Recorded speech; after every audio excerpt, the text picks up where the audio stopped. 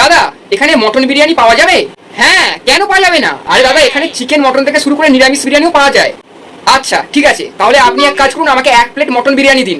আচ্ছা ঠিক আছে, আপনি কি ওখানে একটু বসুন, আমাদের হয়ে গেলে আপনাকে সার্ভ করে দেওয়া হবে। আচ্ছা ঠিক আছে। কি একটা দেখলাম মনে হলো যেন। আরে বাস, এ তো লটারি লাগার মতো। দাদা এক কাজ করুন, আমাকে 1 প্লেট নয়, আমাকে 3 প্লেট মটন বিরিয়ানি দিন। A few moments later. দাদা আমার কত হয়েছে? দাদা আপনার 900 টাকা হয়েছে। আচ্ছা এ নিন দাদা, আমার টাকাটা নিন। দিন দাদা, এইবার আমার মোবাইলটা দিন।